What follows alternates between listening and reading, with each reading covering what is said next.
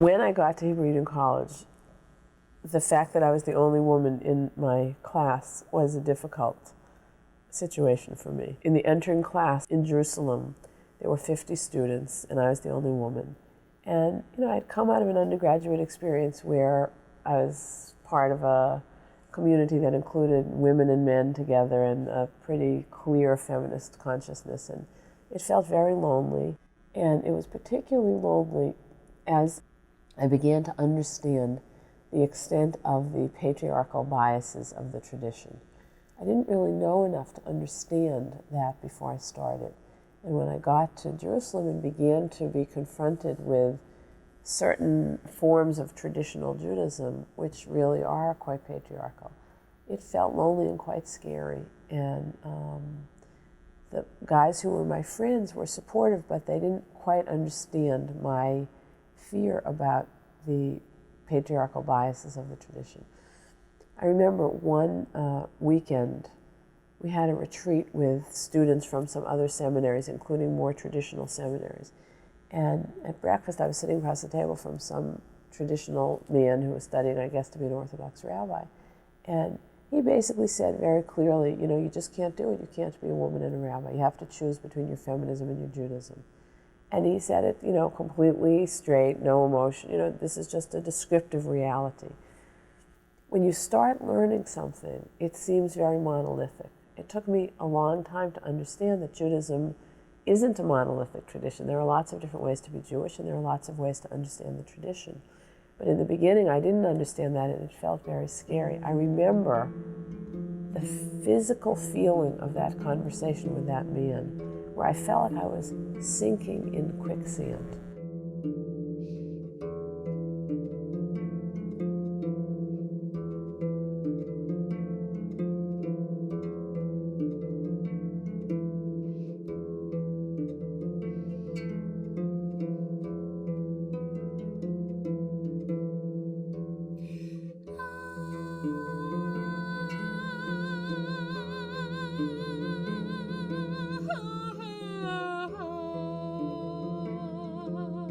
The reason why there were not any women rabbis until now, to the best of our knowledge, is because in rabbinic Judaism, the public sphere and the communal sphere was defined as the male sphere, and the women's sphere was in the home.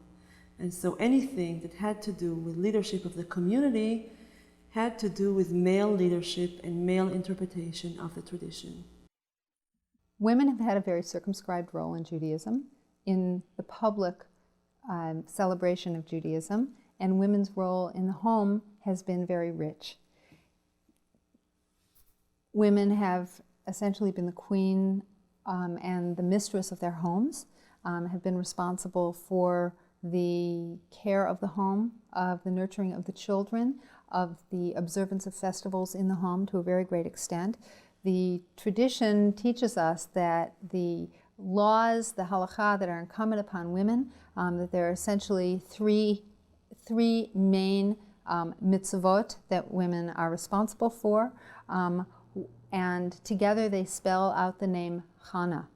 The figure of Hannah in the Bible is a very important figure because she's the inventor of silent prayer. Out of her desire for a child, she goes to a holy place and is overheard by the priest there, Eli, who thinks she's mumbling and comes and says, what's the matter with you, woman? Are you drunk?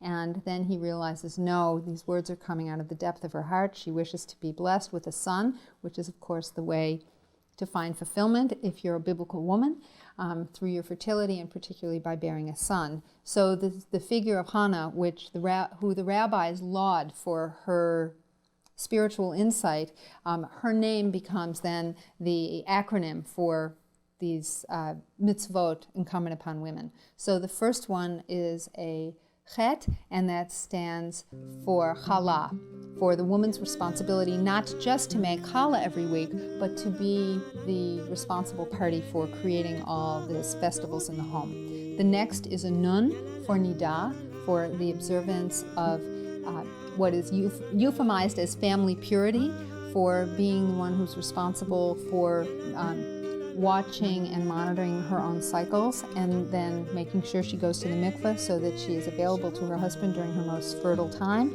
so they can peru uravu, they can be fruitful and multiply, so he can fulfill that responsibility, that commandment.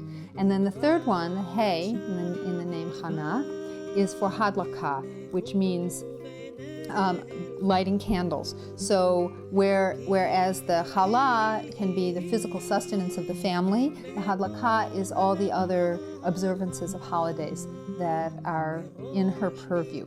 Now these three mitzvot have been alternately called gates to observance. The writer of the 16th century writer of Tchinas literature, Sarah Bastovim, called them the Shlosha Sha'arim, the three gates, and the contemporary writer Cynthia Ozick, rather in juxtaposition to three gates, says perhaps they form a three-sided cage that keeps women fettered if those are her only opportunities for spiritual expression. So this is one way of thinking about women's position in traditional Judaism. In the early part of the 70s, the focus in feminism was about equality. The questions that people in the Jewish community were asking related to questions of equal access. Can women be rabbis? Can women be cantors? Can women be counted in a minyan? Those questions paralleled the questions that were being asked in the secular women's movement. Equal pay for equal work. Can women have access to roles of power and influence that have been open to men? Throughout the 70s and the early 80s, those questions more and more got answered in the affirmative. Women can be rabbis in the Reform movement, 1972.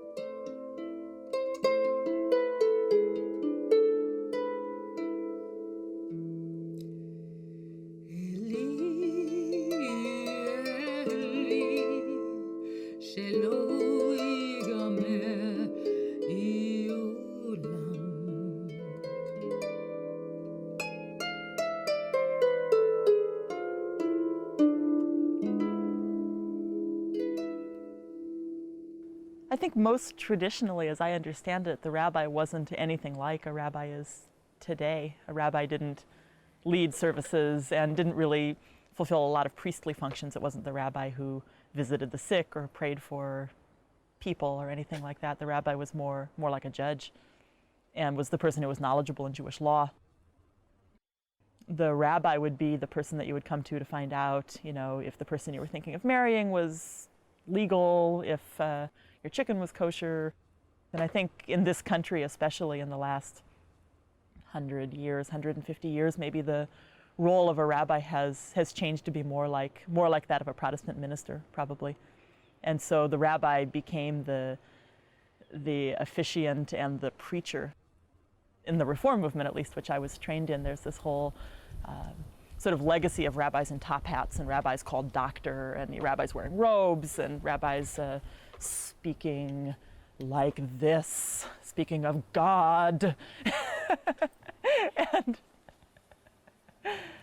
And in fact, the way I think of the role of the rabbi, at least, is actually in some ways probably more like the traditional rabbi, is the person who knows the bag of tricks that Judaism has to offer and can teach them and facilitate people using them in different ways.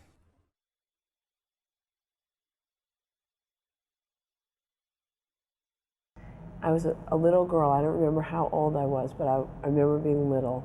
And there was a meeting that my parents were hosting in our living room, and my brothers and I were sent off to bed, and I was curious about what the grown-ups were doing, and I remember sneaking downstairs and sort of standing outside the living room door, listening to what they were talking about. And they were talking about selling houses as straws.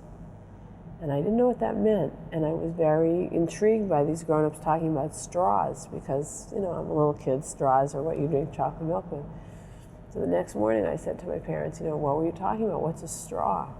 And my parents explained that a straw was a white person who bought a house from another white person in order to sell it to a black person in order to integrate housing. And so what they were doing, the social action committee of my synagogue, was talking about how to integrate the community where we lived. And I remember saying to my parents, why are you doing this? What does this have to do with the synagogue? What does this have to do with being Jewish? And I remember the answer was very clear. This is what being Jewish means. So that had a powerful impact on me. And I really do credit my parents for having helped me understand through their actions, not through a lot of conversation, that being Jewish means being involved in tikkun olam, in repairing the world. It was years and years later that I got that language, but very early I got the idea that being Jewish had a lot to do with social justice. When I went to rabbinical school, I wasn't sure I wanted to be ordained initially. I was sure I wanted to study Judaism. But as I continued in the program and I got more clear about my own religious commitments, I knew that I wanted to be ordained, and I knew that I wanted to work with young people because my own college experience had been so important to me. My university experience was transformative for me. It was through the experiences of being a student at Brown University in the late 60s that my politics and my religious commitment came together, that I saw role models of people who did social justice work out of a religious commitment, Protestant clergy, people who were in fact the chaplains at Brown. It was then that I got involved in anti-war activities and in civil rights, both of which had a kind of religious core, at least in the community where I worked. And I wanted to be that and do that with other young people. I really believe that college is a critical experience in young people's identity. So it isn't that I didn't want to be a congregational rabbi, it's that I wanted to be a Hillel rabbi. Hillel rabbi is a rabbi who works on a university campus in an organization called Hillel, which is the campus ministry for the Jewish community. At the beginning, when I first came to Los Angeles, I was the only ordained woman in Los Angeles. I felt pressure to respond to all of the requests for speaking because I wanted people to know that women could be rabbis. My younger colleagues don't feel that same kind of pressure. First of all, there are so many more of us. And second of all, they're more able to distinguish between the generic category woman rabbi and themselves because of the generation of their ordination. So in all those ways, I think there were pressures on me as a pioneer.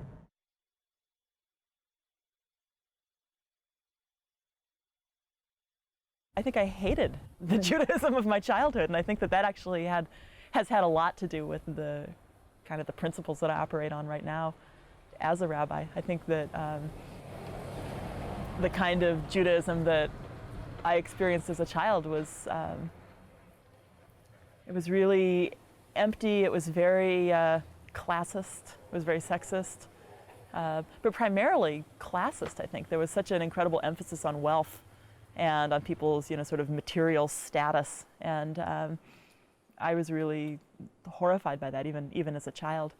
And there was also a real lack of empowerment, of anybody ever even suggesting that somebody could do something themselves to have a Jewish life. The operating thing that was happening for me is that when I was 13, I became a big Jesus freak, and I spent my sort of teenage years dealing with that and being a Christian, and there wasn't really a Jewish option for somebody who had any spiritual yearnings at all that I knew of at the time. When I was in college was when that set of beliefs started to kind of fall apart for me in different ways. I was taking a class in American folk music when I was in college, and I had this idea that I would write something about Jewish music. I don't think that I even particularly thought, oh, I'm Jewish, I can explore my own past. I'd never heard any klezmer music or Yiddish music. And I was sitting in my dorm room one day and I opened up this book and I started looking at these pictures of people who could not have been less like me or my family. Women in shaitels, or not even shaitels, but kerchiefs, and men in full Hasidic garb. And I found myself crying and crying and crying. It was the strangest thing. It was like seeing a ghost in some ways of my family or something like that. And I didn't think about it at all for a couple more years after that. And I guess what was happening for me intellectually was that I was reckoning with suffering.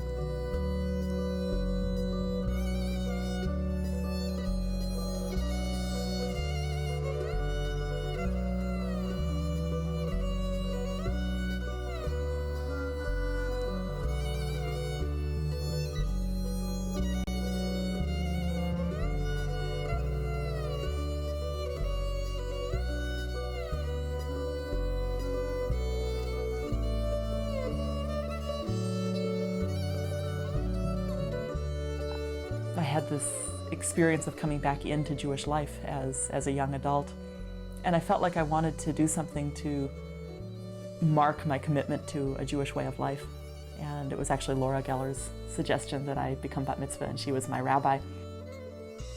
And it was a perfect ritual experience for me. It really was a remarkable transition for me between feeling like I was outside the Jewish community and feeling like I was really in it as a member. I went to rabbinical school as a blind stab at a spiritual path. I don't know what else to say. I had it in my heart that I wanted to be a rabbi, and I don't think I knew what it meant to be a rabbi, and I don't think I knew what I wanted to do.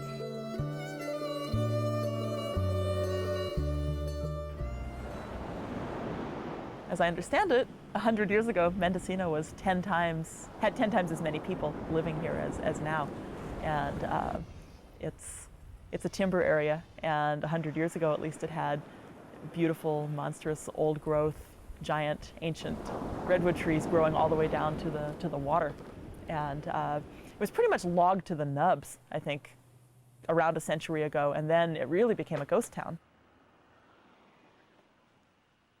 There are old timber families, and there are this little group of artists and sort of pioneers who came up here, who were many in their 70s and 80s now, who might have been, 50 then, and retiring from somewhere else. And then there's this generation of 60s people. And a lot of the Jewish community is that third group of people. They're new settlers. I feel like being a rabbi is being part of a Jewish community, and I think other rabbis are much more professional than I am. So for the first 3 years I was here, we didn't have a building, and we had probably 4 meetings a week at my house, and I baked more muffins and washed more coffee cups than any other rabbi on earth, and I would laugh sometimes that my biggest rabbinic job was washing coffee cups.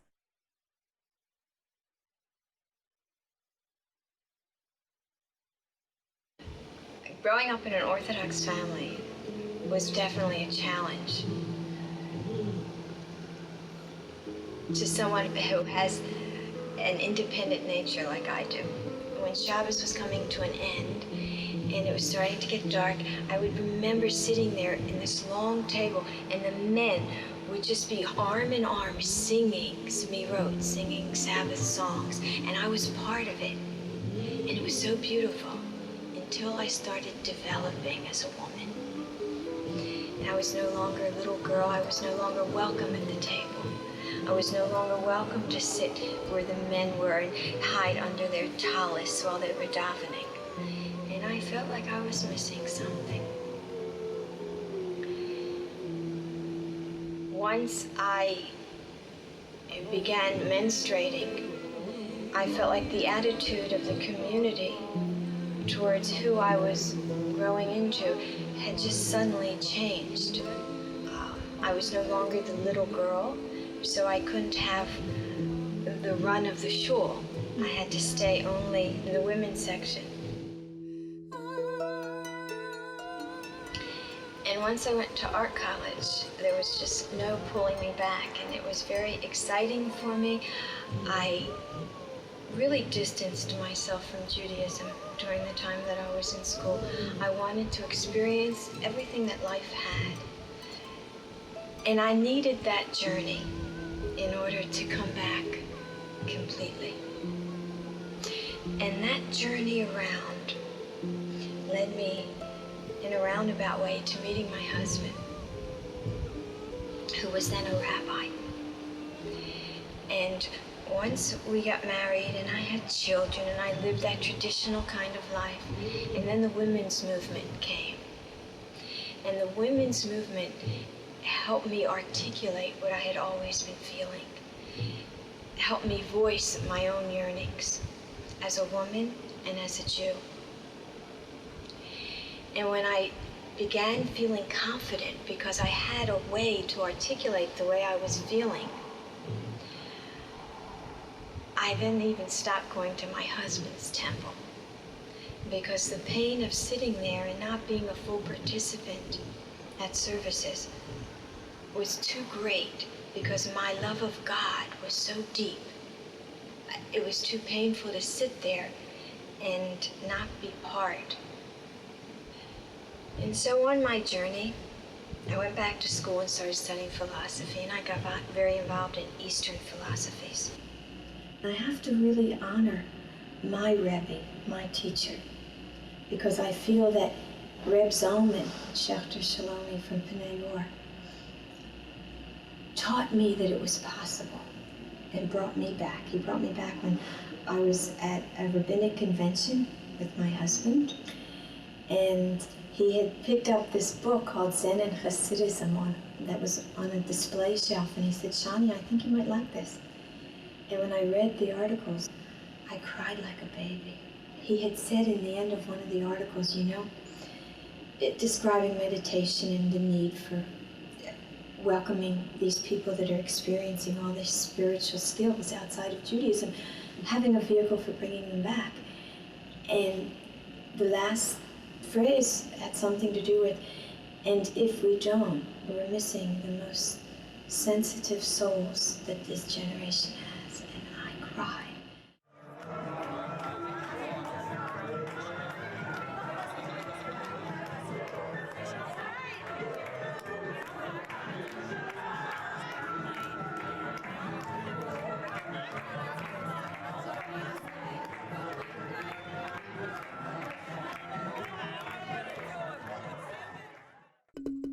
My grandfather was a saintly Orthodox rabbi who gave his all of his energy to build a mikvah in the city of Baltimore. When I think of family purification in a mikvah, as my grandfather knew it, that plays a very minor role in my life. Because I'm a rabbi, in order to bring in the sacred feminine. Immersing oneself in water is a daily ritual. And purification is a consciousness that exists all the time. What a connection, and it's almost like I have a thread from my background. And I'm part of that thread that's weaving through this multicolored tapestry. His was a mikvah, mine is living waters. And living waters, Mayim Chayim, is a spiritual health spa. It's not a conference center, it's not a place for workshops or classes. It's just like one would go to a health spa, and yet have it based in mystical Judaism. So that when we do yoga, we combine it with Kabbalah. You learn the tree of life by virtue of moving into your body. When you're eating, you know kashrut. And you understand that kashrut is just not what you eat, but how we treat the planet. Oh, and when we pray, there is so much joy.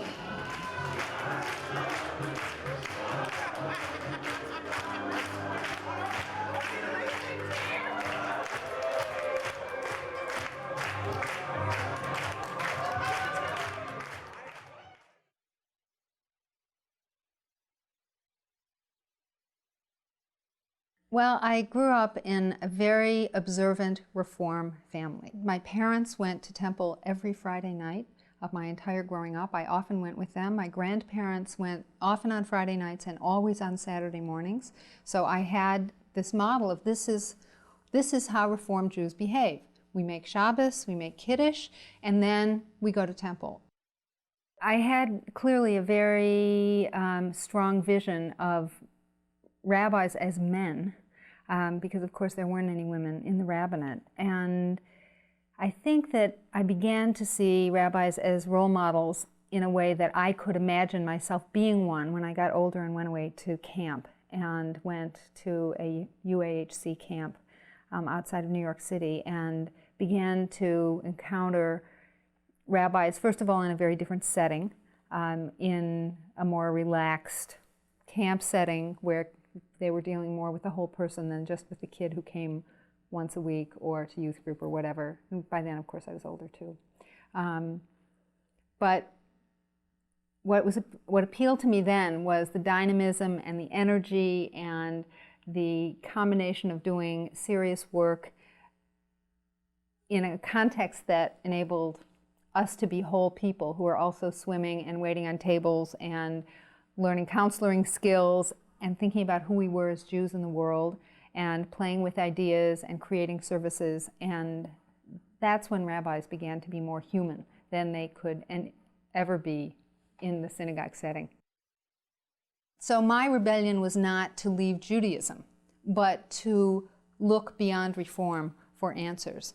And ultimately, I did come back to a Reform seminary to enter into my rabbinic training and was ordained as a Reform rabbi and have served Reform synagogues. Although I call myself, I am a Reform Jew, I feel very much that I'm a liberal Jew working for in the greater liberal Jewish community and feel very comfortable in a range of liberal Jewish settings.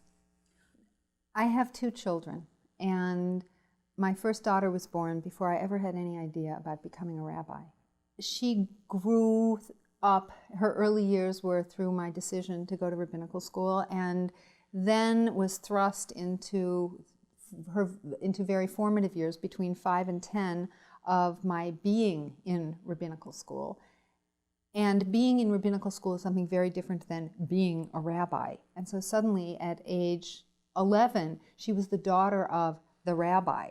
And I've seen through her eyes the fight to have a normal mom and to have a normal home life, which is impossible for many kids of a variety of professionals. Many of our children, these first generations of women rabbis, are like all other kids who are alternately very proud and very blasé about who their parents are and what their parents do, and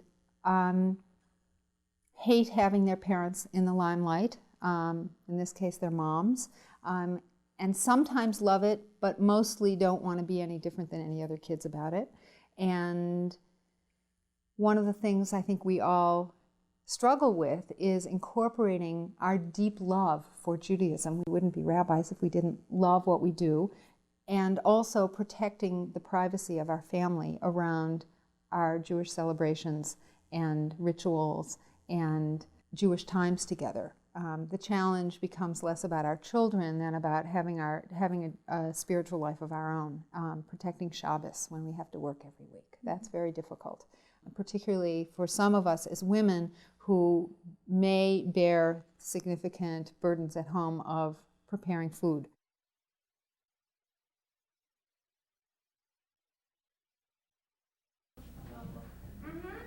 How do you want it?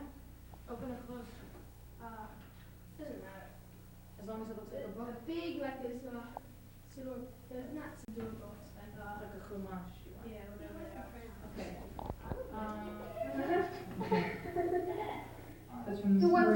When I became a rabbi, I knew about, I was, I think, the 20th woman to become a rabbi.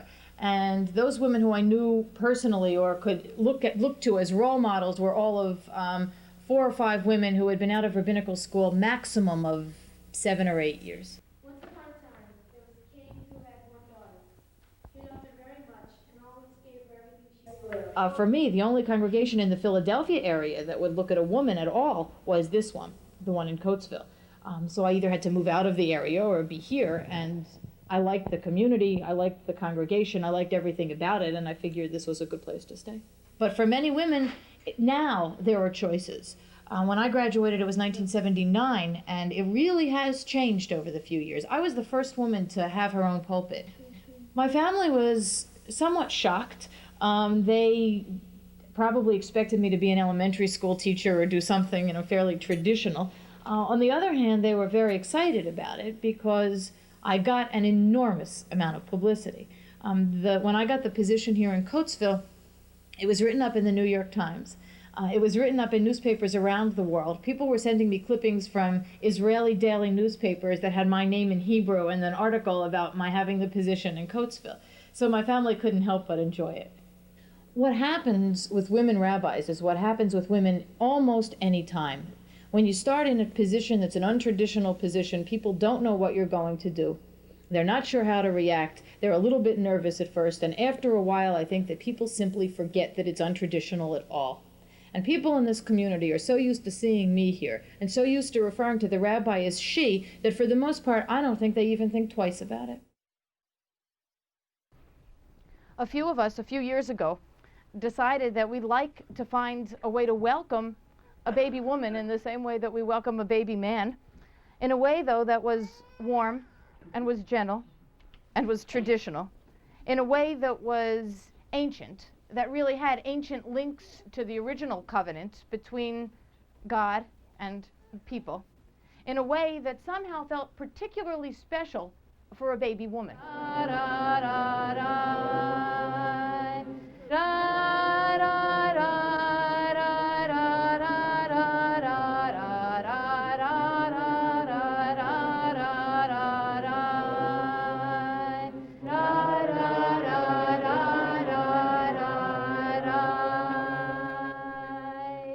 Wait, that's go out. Oh, yeah. Oi. Oh, sweetheart. Your parents, Leah, Miriam, will now wash your feet as a sign of our welcoming you into the Brit. Look at those feet. The covenant between the Jewish people and God.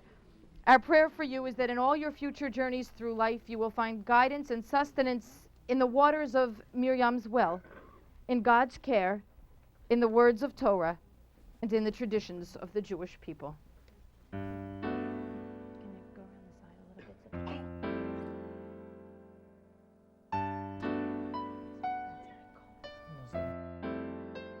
I left Beth Israel when Betsy and I decided that we would have children. We made the decision together that we would be open.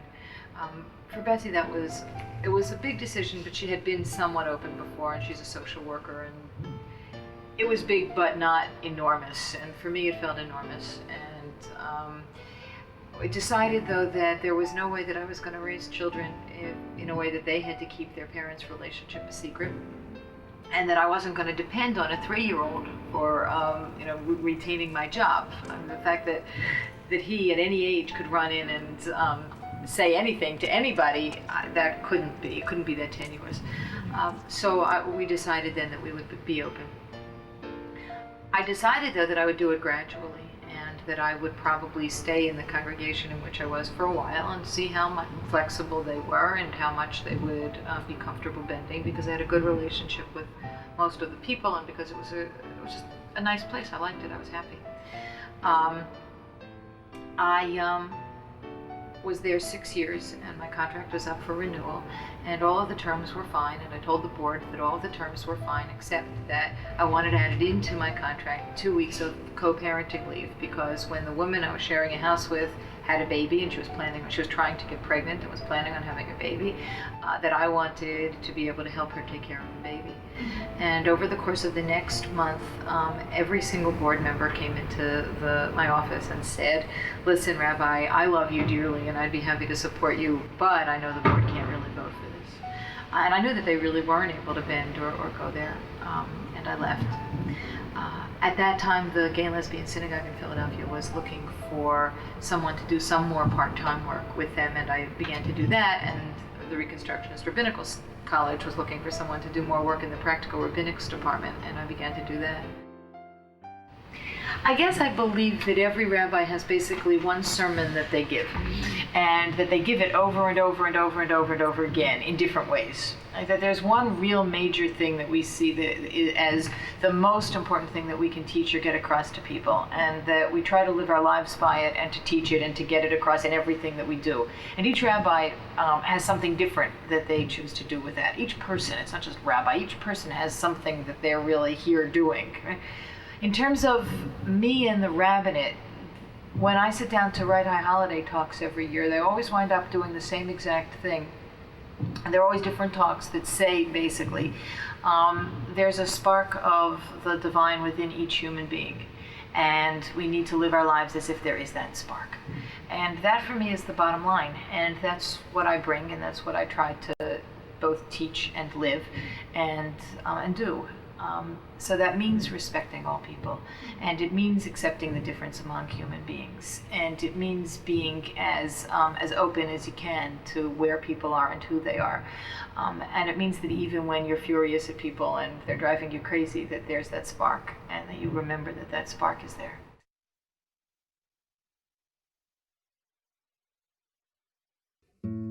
Our Judaism was was probably the fulfillment of what the Zionist secularists foresaw as the Jewish culture in Israel. Very connected to the landscape of the land of Israel. Hiking was almost a religious cult in our home, and we would go hiking many times in the footsteps of different heroes in the Bible. To see, well, David did this, or King David did this, King Saul did this, and pretty much hiking with the Bible. Probably growing up in Jerusalem, that in its nature, it's a city full of tensions and rich in a variety of human forms. It's the city of Jews and Christians and Muslims and Orthodox and secular and conservative and reform. Everybody hates each other. Nobody talks to each other. But the fact is that you see other forms of human life, and you have to deal with that. And there is no doubt that there is something very spiritual about Jerusalem. Everybody that comes to visit there just feels this in the air. I started playing the guitar when I was in 5th grade. In my family, music is a very important thing. We sing a lot. We used to sing sometimes just for fun on Shabbat afternoons in winter. My father used to play lots of instruments. For me, music is an essential part of my religious life. It's absolutely central to my connection with God.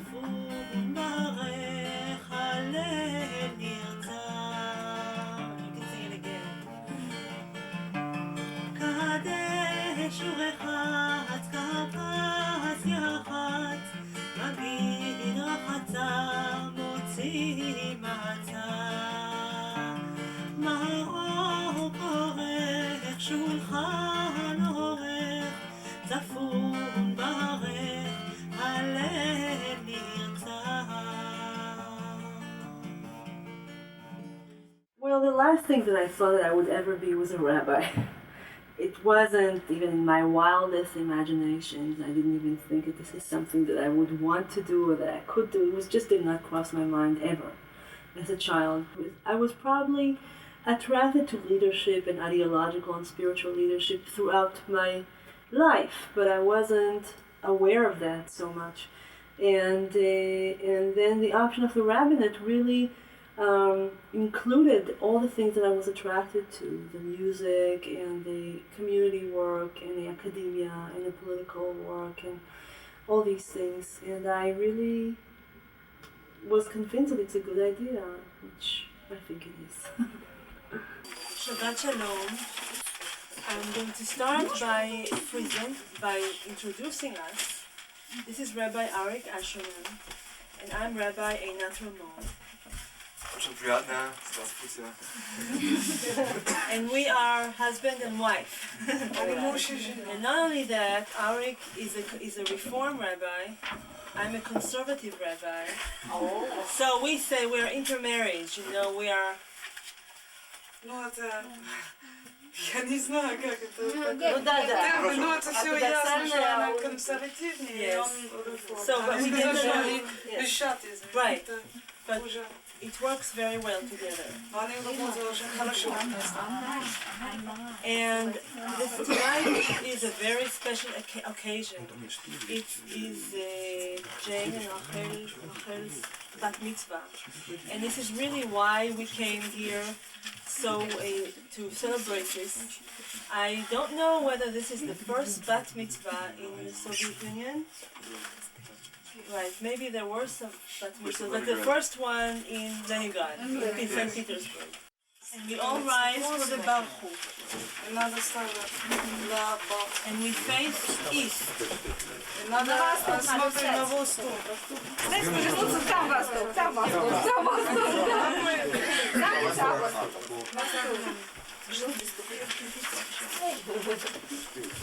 Baruch Adonai Mevorach. Baruch Adonai Mevorach leolam vaed. Baruch Adonai Mevorach leolam vaed. We may be seated.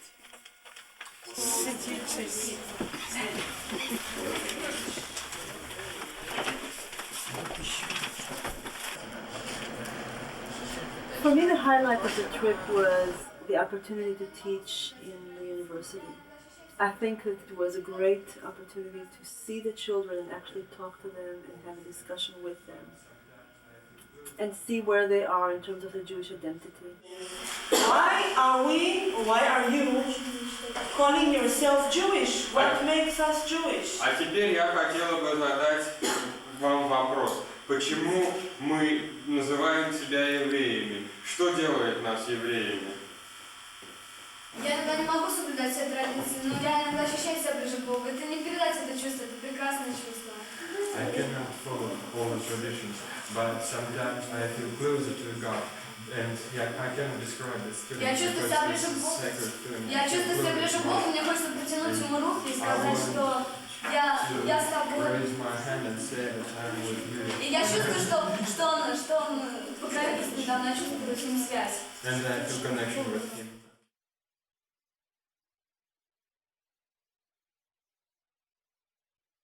It's sort of interesting to ask the question, how has feminism transformed Judaism? And to look at the triangle that creates Jewish experience, God, Torah, and Israel, and ask how has feminism challenged the ways we look at God, the ways we look at Torah, the ways we look at Israel. And it's quite significant when you take a look at it. I mean, all of the issues around God, how we think about God, how we speak toward God, initially that's about language, about metaphor. Acknowledge the inadequacy of speaking about God just as Father and King. But as you explore that more and more, there gets to be even a prior question. Who is the God we want to speak toward? Is the God of the rabbinic tradition, the transcendent other, the God that I experience in my own religious life? Or do I experience a different kind of God, a God who is more present in the intimate moments of my life? Not a God who is transcendent, but a God who is immanent, a God who is within and among us as opposed to over and against us. Feminism has given back to the Jewish community a discussion about theology. I went all the way through Hebrew Union College and nobody ever asked me what I believed about God. And that's true had I gone to Jewish Theological Seminary or Yeshiva University. That doesn't happen anymore. Because feminism, because of the challenges that it has raised, initially to language and then fundamentally to experience, has given back to the Jewish community permission to talk about God and spirituality.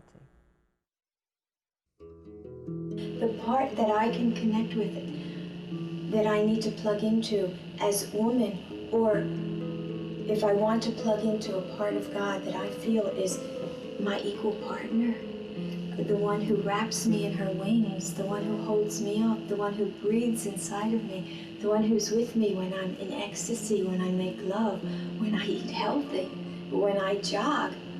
To me, that's the Shekhinah. That's the feminine divine. That's the one, the essence that doesn't separate. That doesn't separate what's above from what's below. That doesn't separate what's above my waist to what's below my waist, or above my neck to the rest of my body, or me to the rest of the world. So I had this thought that you can never be lonely when you're in the water. That even when you're taking a shower, or swimming, or brushing your teeth, or anything at all, that when you're in water, because you can't be lonely. That there's always a connection with the everything, and really with the oneness that really is God. And so I don't think it's just through symbol. I think it's partly through what water is really like, that it makes me feel really close to the oneness. So I think when I think about going in with an intention, it's not even so much of personal intention to sort of focus on a particular issue. But I think for me, I just, I want to, for at least the minute of being in the water, escape my separateness and just be in the oneness of life, which is really what I think is the closest experience that there is of God.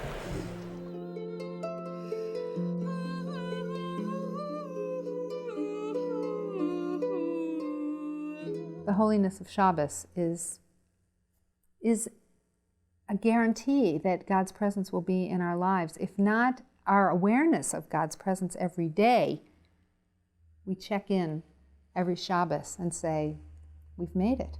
With this light, with this candlelight that enables me to see you differently, that enables me to see each of my children differently, that enables me to see myself differently. I have a very clear sense of all the women of our tradition standing behind me and lighting these Shabbos candles. My grandmother never saw the shtetl, yet she lit Shabbos candles every week. She never covered her head, yet she sang the blessings in a very clear voice. She never covered her eyes, but Shabbos filled the room. And she is behind me, and her mother behind her, and I do have this sense of being connected with women of my past and the women of my future when I bring Shabbos into the room. So it's a very personal time, but it's also a very, when the room is crowded with all these people, and then after the candles are lit, they become a part of our past, and my focus can be on the present.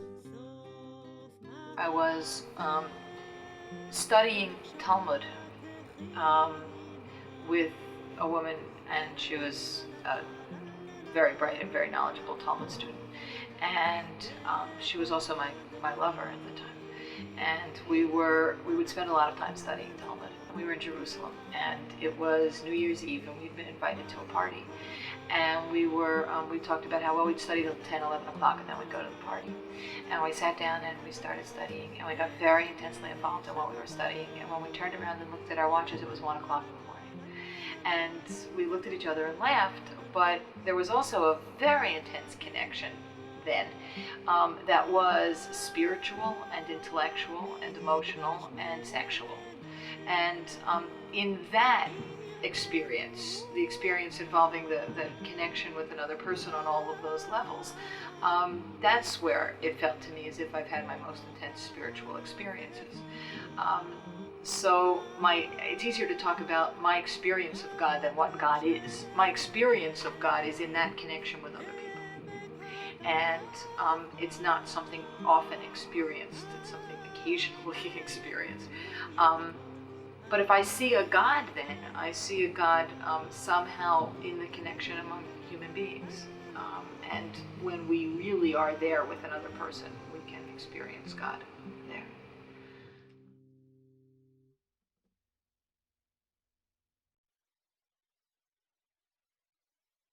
Torah, the texts of our tradition. How do we read those texts? What are the texts that are sacred? How do I relate to those texts that are misogynistic, that are hateful toward women? How do I fill in the blanks of the stories and ask not just what Abraham did on his way up the mountain to sacrifice Isaac, but what did Sarah feel? The history is not just the history of men, it's also the history of women. That changes history. It changes Torah. It changes the way we read those texts. It enables us to ask different questions of those texts. And in doing that, those texts are transformed. And they're transformed not just for me, but for men as well. So that there again, feminism is about the transformation of all of Judaism and all of our texts, not just women's experience. It has been a really crucial opportunity for me to keep connected with the text, but even more important, to be connected with other women who are wrestling with the text. And through that weekly encounter of study, I've been able to deepen my sense of authenticity as a teacher. Even though I have rarely taught what I learn in this situation, It really, for me, is Torah Lishma, which is study for its own sake, for the sake of joy, of encountering and wrestling with the text, and of finding insights that never came up when I was studying it at Hebrew Union College. To be studying it in a group of women, bright, intelligent women with a wide range of interdisciplinary backgrounds, has opened the text up in a very, very exciting way. When we sit down, it's not only with each other and the text, but usually with a very large pile of other books and resources. You always need a Torah to study Talmud. You always need dictionaries, and you need a concordance and aids at every point to enter this circle of scholars who have been studying this for centuries. And there is a sense of wholeness when we enter the Talmud text as a group of women, because finally our voices are entering into this convocation on the page.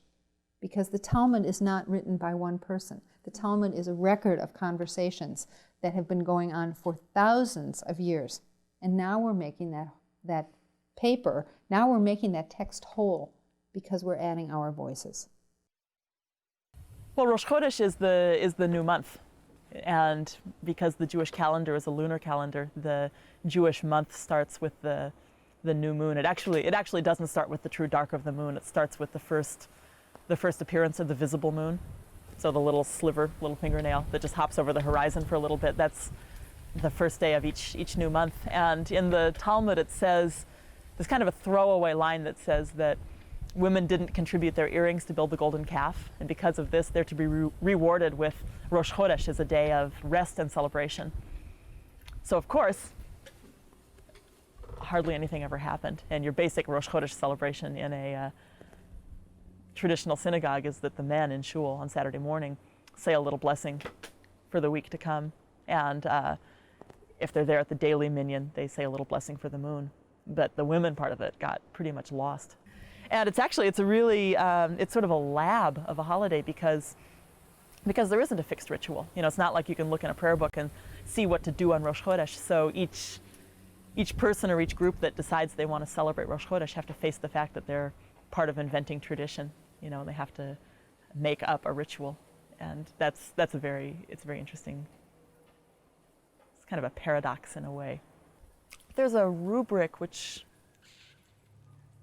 by Jewish feminist folklore, I think actually comes from Irene Fine in San Diego, but I don't know. I've never read it. I don't know her. It's a beautiful motif. I really love it, and I use it all the time for ritual invention of different kinds. Her idea was that you say what it is you want to bake. So in this case, if you're trying to figure out how to celebrate Rosh Chodesh, you might say that you want something that celebrates women and that acknowledges the moon and that has Jewish elements and whatever it might be. And then she talks about developing ingredients by thinking through Jewish tradition and thinking of things that Jews do in other settings that might pertain to Rosh Chodesh.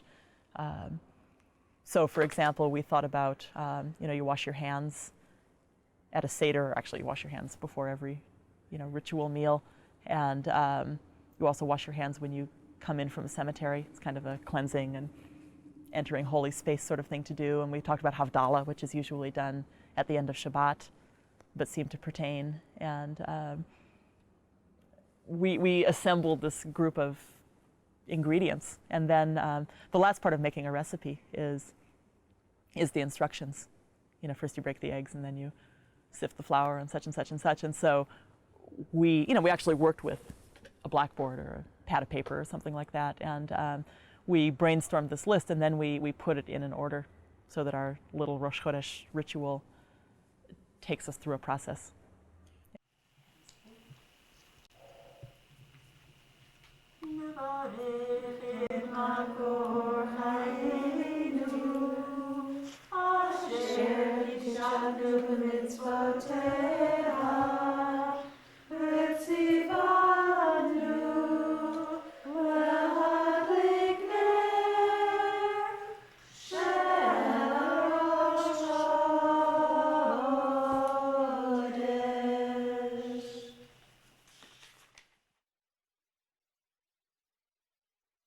Tefillin are phylacteries, and these are symbols of God's covenant. And we put them over the forehead to symbolize the fact that we remember them over our head and then against the heart. I mean, so that our heart will remember these words and the head will remember these words. And these words are the Shema and a few other passages that we read together with the Shema. These are written on scrolls within the black boxes. This is one of the most ancient ritual objects that Judaism has. Then when I was admitted to the seminary and I realized that my admission to the seminary was conditional and incumbent on the fact that I will put on tefillin to show that I'm as observant as a man, I really resented that. Gradually, I realized that there is something meaningful to me about tefillin, and it's something that I'm still struggling with. It is, in a sense, like a meditative act. You do that and you meditate while you do it, because everything has a symbolism of God. The knots basically spell God's words. I mean, the way you tie this spells the letters of God's name. And so this is a meditative act. Sometimes it feels completely alien. Sometimes it isolates you. Sometimes it connects you with a community. It really depends on the context.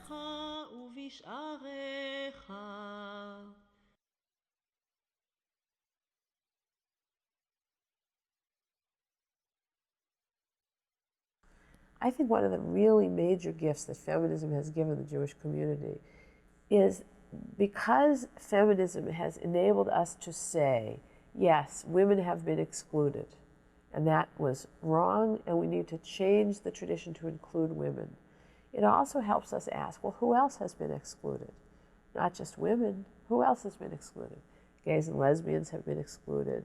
Jews with disabilities have been excluded. Jews who don't have enough money to belong to synagogues. I think feminism has helped the community address the real issues of inclusion and exclusion. And in doing that, has helped all of us, I think, move towards a community that's more inclusive. So you ask sort of, is feminism about just women's experience? I think it's ultimately about the transformation of Judaism in all of its dimensions. The Jewish community, the Jewish story, and even about divinity.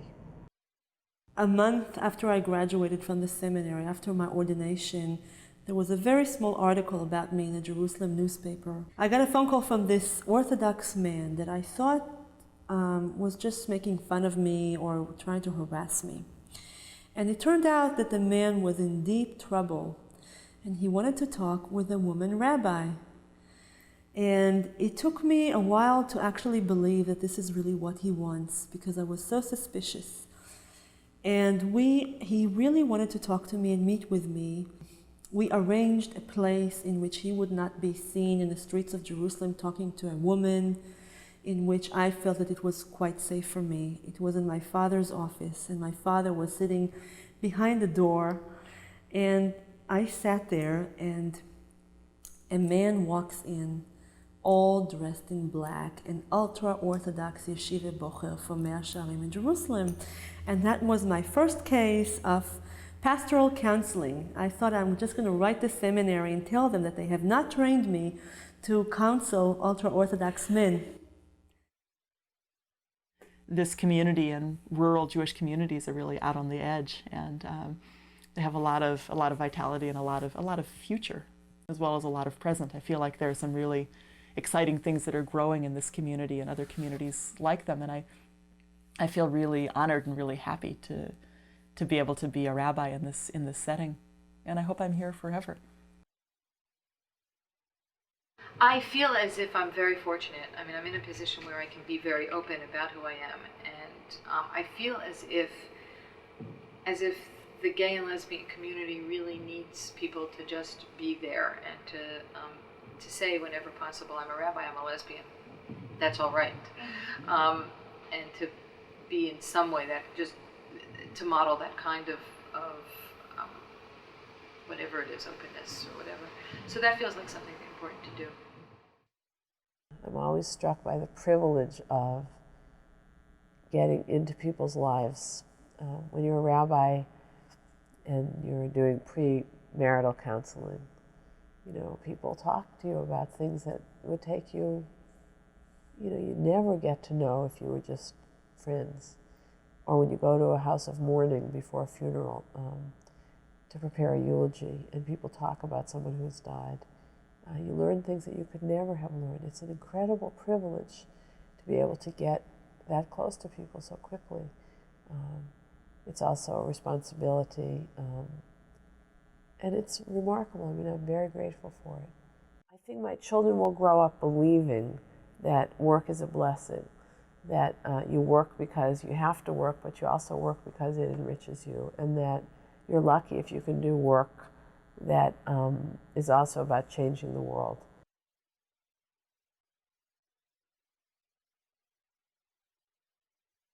Friends, there are few invitations to a rabbi that are more meaningful than that of installing a new rabbi in a congregation.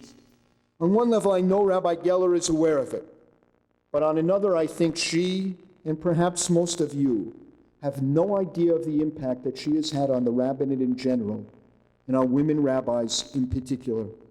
She is a role model for men and women alike. In the successes that she has etched in her path of life, she has emboldened others who share her gender or her passions or her ideals to follow in her footsteps, to know that they can create a rabbinate out of their dreams as she has done out of hers. And now countless rabbis and congregations across America look with hope to you and to her to forge a new model, not just, albeit proudly, as the first woman rabbi of a major congregation, with all the opportunities to draw on new strengths and new perspectives that this entails, but in shaping a Jewish path reflecting all that you and she stand for, balancing family and profession, strengthening the existing traditions of the synagogue, even while creating together at your own pace new and engaging expressions of tradition and rituals. Above all, recapturing a sense of God's presence in all that you do. Yours will be a model for countless rabbis and synagogues in the years ahead.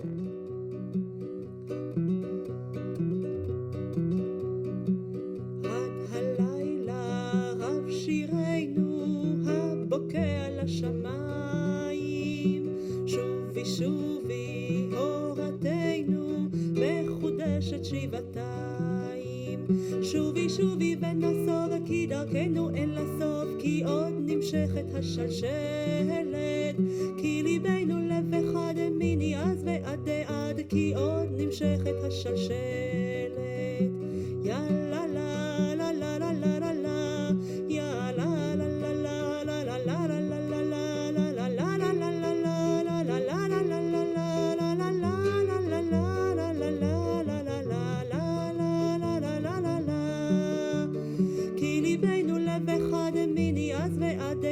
כי עוד נמשכת השלשלת עד הלילה רב שירנו הבוקע לשמיים שובי שובי הורתנו מחודשת שבעתיים יא לה לה לה לה לה לה לה לה יא לה לה לה לה לה לה לה לה